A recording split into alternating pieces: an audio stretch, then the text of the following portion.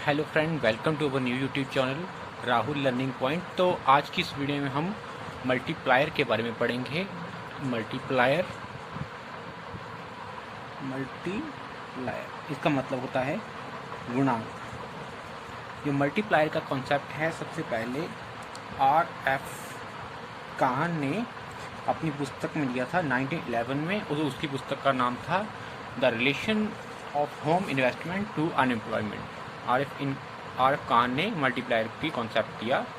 लेकिन जो R.F. काहन ने मल्टीप्लायर का कॉन्सेप्ट दिया था उसको हम बोलते थे एम्प्लॉयमेंट मल्टीप्लायर। एम्प्लॉयमेंट मल्टीप्लायर मतलब रोजगार गुणक। रोजगार गुणक बोलते थे उसको। रोजगार गुणक अब एग्जाम्पल की मदद से देखते हैं। जैसे मान लीजिए सबसे पहले हमने एक इंडस्ट्री लगाई। एक इंडस्ट्री लगा लेते हैं, उसमें मान 10 लेबर को काम पे रख लिया। 10 लेबर्स को रखा हमने। उसके बाद क्या होगा, 10 लेबर को जब काम मिल गया तो उनकी क्या होगा, उनकी इनकम में बढ़ोतरी हो गई। उनको इनकम मिलेगी क्योंकि उनको पेमेंट करनी पड़ेगी, तो उनकी इनकम हो गई। उनके पास अब पैसा आ गया।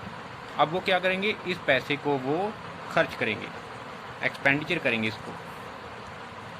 अब इसको खर्च करेंगे मतलब वो कंज्यूम करने के लिए खर्च करेंगे। जब इसको खर्च करेंगे तो उसका जो खर्च है उसको पूरा करने के लिए उसकी डिमांड बढ़ेगी, क्योंकि उसकी डिमांड को पूरा करने के लिए न्यू और इंडस्ट्रीज़ लगाए जाएंगे, या फिर पुरानी इंडस्ट्रीज़ में कच्चा माल खरीदा जाएगा उसमें, क्योंकि सप्लाई बढ़ानी है। उसके लिए क्या करना होगा, लेबर को भी लगाना पड़ेगा।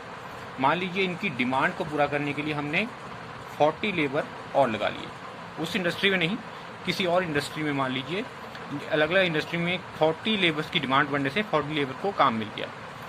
आपने स्टार्टिंग में देखे थे 10 लेबर लगाए थे और लास्ट में 40 को और लेबर और काम मिल गया। तो अब के की वैल्यू निकालते हैं।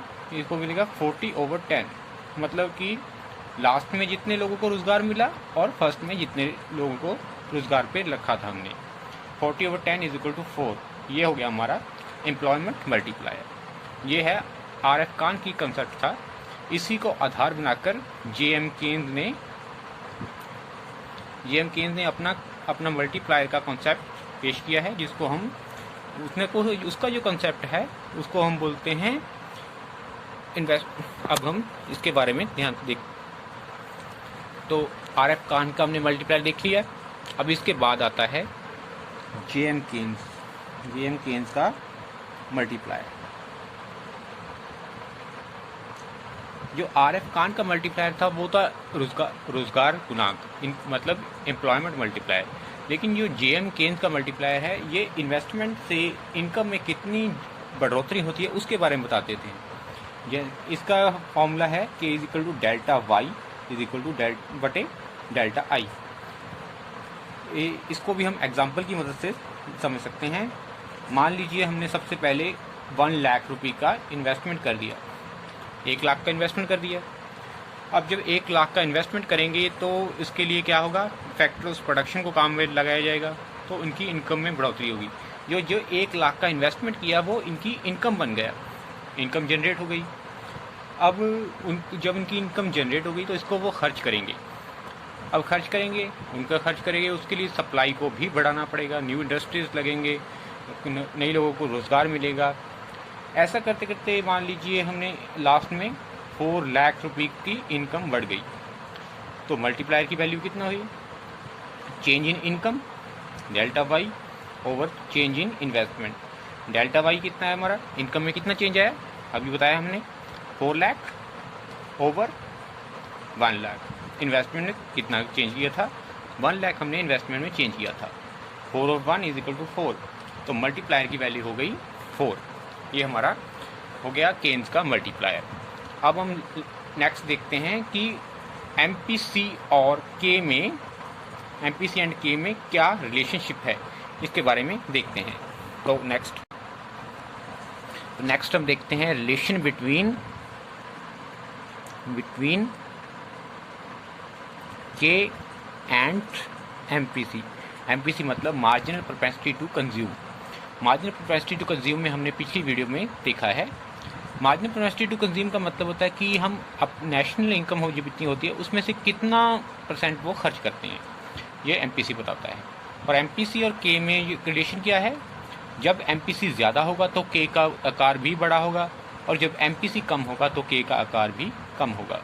ये रिलेशनशिप है इसमें। मान लीजिए मतलब इन दोनों में डायरेक्ट रिलेशनशिप है। जैसे इसको अब एग्जाम्पल इसको हम शो करते हैं। अब हमें इनका रिलेशनशिप शो करना है। हमें पता है कि y is equal to C plus I, मतलब income is equal to consumption plus investment. ये हो गया। अब हम डेल्टा y देखते हैं। Delta y is equal to delta C plus delta I. अब इसी की मदद से हम डेल्टा आई की वैल्यू निकाल सकते हैं। ये डेल्टा y की वैल्यू क्या होगी, delta y minus delta C is equal to delta I. ये हमारा डेल्टा आई हो गया।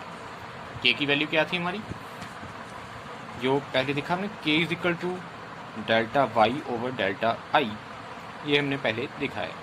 अब डेल्टा आई यहाँ पे है, डेल्टा आई की वैल्यू ये है। इस वैल्यू को हम यहाँ पुट कर सकते हैं, मतलब ये बन गया delta Y over delta Y minus delta C. इस वैल्यू को हम इसमें पुट कर देते हैं। अब इसके बाद क्या करेंगे, डेल्टा वाई इस दोनों के ऊपर भी और नीचे भी डेल्टा वाई से डिवाइड कर देते हैं। Delta Y over delta Y 1 upon over delta Y over delta Y, ये वाई है, minus delta C minus delta C over delta Y. अब क्या करेंगे, ये कैंसल्ड, ये भी कैंसल्ड। कितना बन गया हमारे पास, ऊपर रह गया 1 over 1 minus delta C over delta Y. Delta C over delta Y क्या होता है, M P C is equal to 1 over 1 minus M P C, margin propensity to consume. मतलब इसके साथ ये का इनवर्स रिलेशनशिप, डायरेक्ट रिलेशनशिप होता है। जितना एम पी सी का आकार बड़ा होगा उतना ही ज़्यादा के का आकार बड़ा होगा।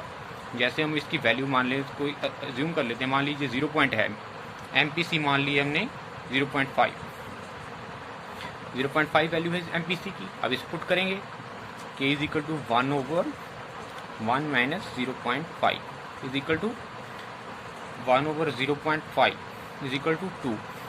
के का आकार 2 है। अब अगर मान लीजिए एम पी सी की वैल्यू हम 0.8 कर देते हैं, तब क्या होगा, 1 over 1 minus 0.8 is equal to 1 over 0.2 is equal to 5। ये इसका आकार बढ़ा तो मल्टीप्लाई का आकार भी बढ़ गया। इसी तरह अगर एमपीसी का आकार कम हो जाएगा तो ये के का आकार भी कम हो जाएगा। इस तरह इन दोनों में डायरेक्ट रिलेशनशिप होता है। तो इसके बाद हम देखते हैं प्रोसेस ऑफ मल्टीप्लायर। प्रोसेस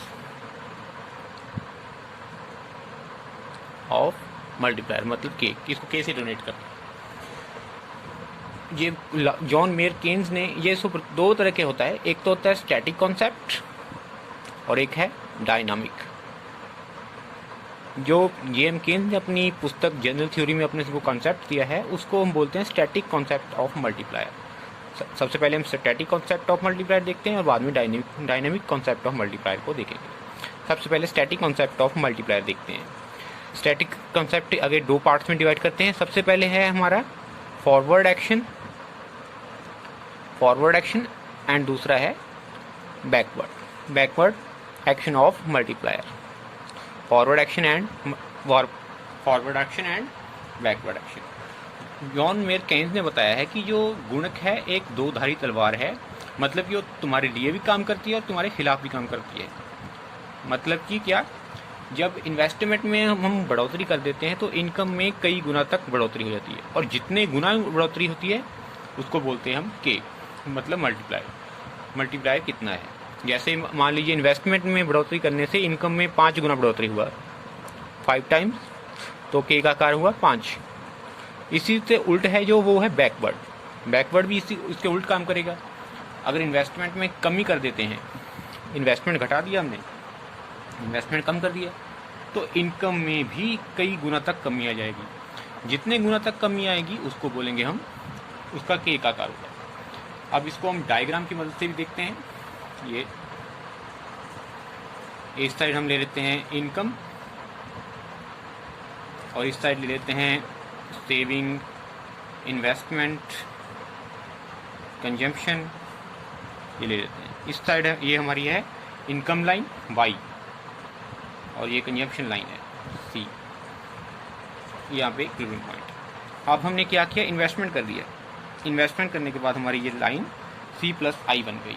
ये इन्वेस्टमेंट किया इतना, ये इनकम पहले इतनी थी अब नहीं हो गई। मतलब कि इतना सा इन्वेस्टमेंट बढ़ाया हमने, लेकिन इनकम में कितना चेंज आया, ये देखिए। इनकम में थोड़ा सा, ये इन्वेस्टमेंट में थोड़ा सा चेंज किया हमने, लेकिन इनकम में बहुत ज़्यादा चेंज हो गया। और सी का आकार जितना ज़्यादा होगा मार्जिन प्रोपेंसिटी टू कंज्यूम का आकार जितना ज़्यादा होगा उतनी ही ज़्यादा इनकम में बढ़ोतरी होगी। ये हमारी हो गई फॉरवर्ड एक्शन ऑफ मल्टीप्लायर। तो नेक्स्ट हम देखते हैं बैकवर्ड एक्शन ऑफ मल्टीप्लायर। तो ये हमने फॉरवर्ड एक्शन देखा, अब बैकवर्ड एक्शन देखते हैं। बैकवर्ड एक्शन ऑफ के मल्टीप्लायर। अब बैकवर्ड एक्शन का तो आप अंदाज़ा लगा ही लोगे। मैंने फॉरवर्ड एक्शन में क्या बोला है, जब इन्वेस्टमेंट में बढ़ाते हैं, इन्वेस्टमेंट में बढ़ोतरी करते हैं तो इनकम में कई गुना तक बढ़ोतरी हो जाती है, और जितने गुना तक बढ़ोतरी होती है उसको क्या बोलते हैं, मतलब बैकवर्ड एक्शन फॉरवर्ड एक्शन। तो बैकवर्ड एक्शन क्या होगा, बैकवर्ड एक्शन होगा अगर हमने इन्वेस्टमेंट में कमी कर दी, इन्वेस्टमेंट घटा दिया, तो इनकम में भी कई गुना तक कमी आ जाएगी। तो ये हमारा बैकवर्ड एक्शन ऑफ मल्टीप्लायर हो गया। इसको हम डायग्राम में देख सकते हैं।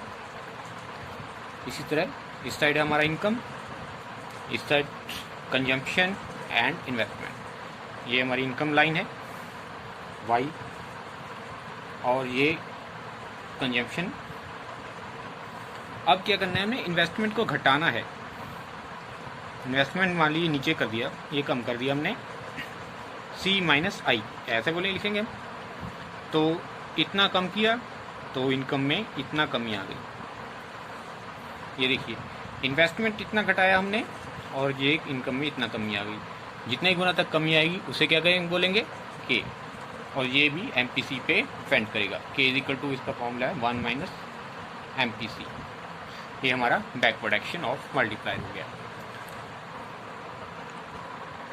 अब इसी एक्शन को हम एक एग्जाम्पल की मदद से भी समझ सकते हैं।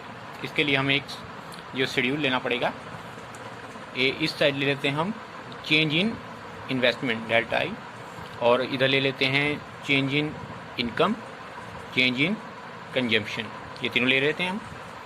तो इस साइड मान लीजिए हमने पहली बार ये एक 10,000 ले लेते हैं, 10,000 रुपये का इन्वेस्टमेंट कर दिया। जब 10,000 रुपये का इन्वेस्टमेंट किया तो क्या हो गया, ये खर्च हुआ इतना, और इतना इनकम में बढ़ोतरी हो गई 10,000 रुपये। क्योंकि जब इन्वेस्टमेंट किया तो वो फैक्टर ऑफ प्रोडक्शन होगा, उनको काम पे लगाया जाएगा, और जब काम पे लगाया जाएगा तो उनको वो जो पेमेंट की जाएगी वो एक 10,000 रुपये के रूप में पेमेंट कर दी जाएगी। अब हम सी का मान लेते हैं 1/2 या 0.5, सी की वैल्यू 0.5 है। तो इतनी इनकम में से वो सारी की सारी तो खर्च नहीं करेंगे, जितनी इनकी इनकम हुई है इसमें से 5,000 रुपये वो कंज्यूम कर लेंगे। इस साइड हम एक और बना लेते हैं, डेल्टा एस सेविंग ले लेते हैं। इस साइड 5,000 रुपये उसने कंज्यूम कर लिया, और 5,000 वो सेविंग हो गया, कंजम्पशन सेविंग। मतलब अब 5,000 रुपया कंजम्पशन किया है, लेकिन जब उन्होंने कंज्यूम किया मतलब उनका खर्च किया है। जब एक का खर्च हुआ तो वो दूसरे को इनकम भी हुई होगी, मतलब खर्च इनकम के बराबर ही होता है ना। क्योंकि जैसे मैं मान लेता हूँ, मैंने एक दुकान से मैं कुछ ख़रीदना चाहता हूँ, मान लीजिए पेन खरीदता हूँ, मेरे लिए तो वो खर्च है, लेकिन दुकानदार है उसके लिए वो इनकम होगी। एक का खर्च होता है और दूसरे की इनकम होती है। अब ये 5,000 रुपया इधर चला जाएगा, मतलब इनकम में चेंज हो गया, 5,000 रुपये चेंज हो गया। अब 5,000 में से क्या होगा, फिर से आधे पैसे, क्योंकि हमारी मार्जिन प्रोपेंसिटी टू कंज्यूम 0.5 है, इसमें से आधे पैसे 5,000 में से 2,500 इतने रुपये खर्च कर लिए जाएंगे, और 2,500 रुपया ये सेविंग्स हो गई। 2,500 रुपये फिर खर्च हो गया, मतलब एक का खर्च और दूसरे की इनकम, ये यहाँ आ जाएगा। 2,500 का फिर से हाफ हो जाएगा, 1,250, और ये प्रोसेस लगातार ही चलता जाएगा। तो इनकम में जो बढ़ोतरी होगी वो 20,000 की होगी। 20,000, उसमें से 10,000 रुपया कंज्यूम कर लिया जाएगा और 10,000 रुपया सेविंग में रख लिया जाएगा। ठीक है, अब आप इसको कैसे, ये जोड़ कैसे किया आपने देखें, इसको अब देखते हैं हम। तो ये जो हमने देखा है पिछले, इसे हम स्टैटिक कॉन्सेप्ट ऑफ मल्टीप्लायर था, जो कि जॉन मेयर केन्स ने अपनी पुस्तक जनरल थ्योरी में दिया है। लेकिन उसके बाद कुछ इकोनॉमिस्ट ने, जैसे professor Kurihara, Hansen, Samuelson and Harris, इन्होंने बताया कि जो जॉन मेयर केन्स ने बताया है मल्टीप्लायर वो सही है, लेकिन जब हम इन्वेस्टमेंट करते हैं तो इनकम बढ़ती है, इसमें तो कोई डाउट नहीं है। इन्वेस्टमेंट करेंगे तो इनकम तो बढ़ेगी ही बढ़ेगी। लेकिन बताया कि जब इन्वेस्टमेंट करते हैं तो इनकम में बढ़ोतरी होने में टाइम लग जाता है। केन्स ने इसके बारे में कुछ भी नहीं बताया। क्या हुआ, जैसे हमने आज इन्वेस्टमेंट किया, ऐसा तो नहीं होगा कि आज ही हमें इनकम मिल जाएगी। इसके लिए हमें काफ़ी टाइम लग जाएगा। तो टाइम लैग को उसने छोड़ दिया था, लेकिन प्रोफेसर ने इसको टाइम लैग को उसमें ध्यान में रखते हुए बताया है, और इसको हम बोलते हैं dynamic concept of multiplier. Dynamic concept, ये डायनामिक कॉन्सेप्ट है। अब इसको हम देखते हैं। ये बताता है कि अगर इन्वेस्टमेंट हम इस साल में इन्वेस्ट करेंगे तो जो इनकम होगी वो नेक्स्ट ईयर में हमें प्राप्त होगी। इसको भी हम एक टेबल के रूप में शो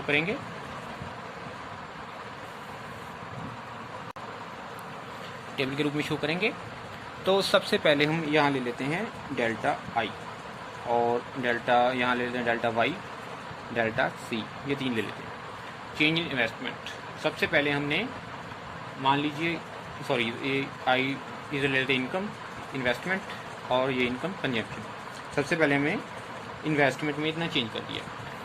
ठीक है, इन्वेस्टमेंट चेंज किया, और नेक्स्ट ईयर में कुछ चेंज नहीं करता। तो इस साइड हम ले लेते हैं, इसको टाइम लेना है हमने, 0 टाइम पीरियड है, 1 2 3, तो लास्ट में कितना आएगा, लास्ट में आएगा n-1, क्योंकि 0 स्टार्ट कर रहे हैं। ये टाइम पीरियड ले लेते हैं इस साइड।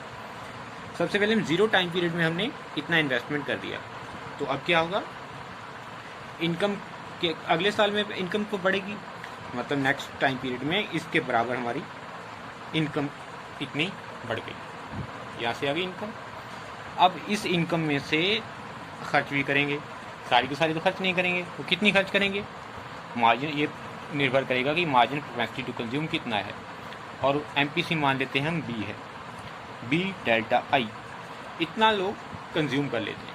ठीक है, इतना कंज्यूम किया तो मतलब इतनी नेक्स्ट ईयर में इतनी इनकम में बढ़ोतरी होगी, B डेल्टा आई। तो अब इस इनकम में से कितना खर्च करेंगे, ये भी B² डेल्टा आई, और इधर फिर चला जाएगा B² डेल्टा आई, और इधर बन जाएगा B³ डेल्टा आई।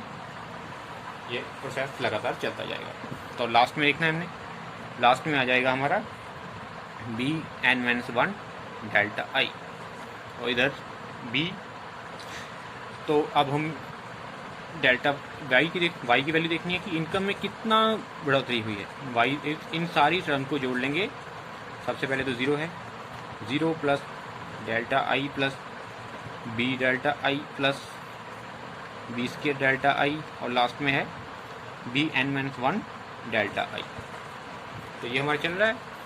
अब 0 तो छोड़ देते हैं, क्योंकि 0 की तो वैल्यू तो है नहीं। अब इसमें से डेल्टा आई कॉमन, तो इस अंदर रह गया, यह 1 plus B plus B² plus B³, last में Bn-1, ये हो गया। डेल्टा आई ऐसे रख लेते हैं बाहर। और ये देख रहे हैं हम क्या बन रही है हमारी, ये GP सीरीज बन रही है, जियोमेट्रिक प्रोग्रेशन की इन्फिनिटिव सीरीज का फॉर्मूला होता है हमारा, ये इस साइड देखते हैं, उसका फॉर्मूला होता है A/1 minus R। A first term कितनी है हमारी, 1, तो 1/1 माइनस R, और R होता है कॉमन रेशो कितना है, मतलब कितने गुना तक बढ़ रही है, 1B², ये B से मल्टीप्लाई हो रहा है हर बार, 1 माइनस B। ये n तक है, n हमारे पास n-1 है, तो लास्ट टर्म इसमें इंक्लूड नहीं हुई, तो इसको हम माइनस कर देंगे। तो इस साइड हमारा बन जाएगा 1/1 bn/1 माइनस b, ये हमारा बन जाएगा। लेकिन जब b को बहुत दूर तक n तक ये लेके जाएंगे तो ये वैल्यू, इसकी वैल्यू हमारी, ये इस टर्म की वैल्यू है वो 0 हो जाएगी, ये कैंसल्ड ही हो जाएगी क्योंकि लगभग 0 से बराबर हो जाएगी, तो इसको हम छोड़ ही सकते हैं। तो हमारे पास मल्टीप्लायर की वैल्यू कितनी आ गई, k = 1/1 माइनस b। b क्या है हमारे पास, मार्जिन कैपेसिटी टू कंज्यूम। तो इस तरह ये हमारा डायनामिक कॉन्सेप्ट ऑफ मल्टीप्लायर आ गया। तो इसी एग्जांपल को हमने ये अलजेब्रिक फॉर्म में देखा है, तो इसी एग्जांपल को हम एक न्यूमेरिक फॉर्म में भी देख सकते हैं। तो न्यूमेरिक फॉर्म में देखते हैं। मान लीजिए सबसे पहले हमने 100 करोड़ रुपए का इन्वेस्टमेंट किया। ओके, 100 करोड़ इन्वेस्टमेंट किया, तो क्या होगा उसके बाद, अब b की वैल्यू हमें चाहिए। मान लीजिए b की वैल्यू है हमारी 0.5, इधर लिख लेते, 0.5 हमारी b की वैल्यू है। 100 करोड़ सबसे पहले इन्वेस्टमेंट किया, पहली बार कितना जनरेट हुआ इनकम, 100 करोड़। उसके बाद 100 करोड़ का हाफ कर लेते हैं और ये हो जाएगा 0.5 × 100 प्लस 0.5 स्क्वायर 100, ये चलता जाएगा और लास्ट में आएगा 5n-1 100। अब इसको जोड़ना है हमने। सबसे पहले हम 100 तो कॉमन निकाल लेते हैं और a हमारी है, a 100 तो कॉमन हो गया, 1 plus 0.5 plus 0.5 square plus 0.5 cube और लास्ट में 0.5n-1। अब इसका फॉर्मूला हमने पहले देखा था, क्या था, 100 को बाहर रख लेते हैं, 100 को बाहर रखा हमने, तो क्या होगा, ये कितनी है हमारी, ये है 1/1 माइनस 0.5, कितना हो गया ये 100, 1/0.5, ये काट 2 हो गया, 200 करोड़। मतलब कि जब MPCA का आकार हमारा 1/2 0.5 है तो हमारी इनकम में डबल हुआ, तो K का वैल्यू जब 2 है तो इनकम में 200 करोड़ रुपए तक की बढ़ोतरी हो जाती है। तो ये है हमारा डायनामिक कॉन्सेप्ट ऑफ मल्टीप्लायर। तो आप रिवाइंड कीजिए, अब क्या देखा हमने, K की वैल्यू ΔY/ΔI सी हमने, और इसका रिलेशनशिप देखा हमने मार्जिनल कैपेसिटी टू कंज्यूम से, MPC से, उसके साथ डायरेक्ट रिलेशनशिप, और इसकी वैल्यू 1/1 माइनस MPC। तो ये हमारा डायनामिक कॉन्सेप्ट ऑफ मल्टीप्लायर था। लेकिन ऐसा होता है, ये हमने जो कॉन्सेप्ट लिया था ये सिर्फ क्या था, ये वन टाइम इन्वेस्टमेंट, मतलब कि सिर्फ एक ही बार इन्वेस्टमेंट किया और जो इनकम है वो अपने आप बढ़ती ही जाएगी। लेकिन कभी ऐसा भी हो सकता है कि जब इन्वेस्टमेंट है वो इन्वेस्टमेंट कॉन्टिन्यूस चलता जाए, जब इन्वेस्टमेंट बार बार किया जाए तो इनकम पे क्या इफेक्ट करेगा। अगर इन्वेस्टमेंट कॉन्टिन्यूस हर साल में, हर टाइम पीरियड में मतलब करते ही जाएं तो क्या होगा, इससे जल्दी से जल्दी इनकम में बहुत ज़्यादा बढ़ोतरी हो जाएगी और जल्दी ही जो अर्थव्यवस्था है वो पूर्ण रोज़गार को प्राप्त हो जाएगी। ऐसे मान लीजिए अब 100 करोड़ 10 करोड़ ले लेते हैं, 10 करोड़ पहली बार इन्वेस्टमेंट किया तो नेक्स्ट ईयर में इसका हाफ के कितना होगा 5, नेक्स्ट ईयर में 15 करोड़ का इन्वेस्टमेंट होगा, उसके बाद 5 का हाफ ले लेते हैं 2.5, 17.5, ये 2.5 उस पर जुड़ जाएगा और ये लगातार प्रोसेस ऐसा चलता जाएगा। अगर आप देखते हैं, हम अब देखेंगे, क्योंकि अगर लगातार इन्वेस्टमेंट हो रहा है तो अपने आप पता ही है कि फिर तो इनकम में बढ़ोतरी होगी ही होगी। तो ठीक है, आज के हमने इस वीडियो में क्या देखा आपने, इसमें सबसे पहले हमने देखा कि जो स्टैटिक कॉन्सेप्ट ऑफ मल्टीप्लायर है और डायनामिक कॉन्सेप्ट ऑफ मल्टीप्लायर है। तो अगर आपको ये वीडियो हमारी अच्छी लगी तो चैनल को सब्सक्राइब करें, लाइक करें और हम बेल आइकन को प्रेस करना ना भूलें। तो नेक्स्ट वीडियो में फिर मिलेंगे। Thanks for watching.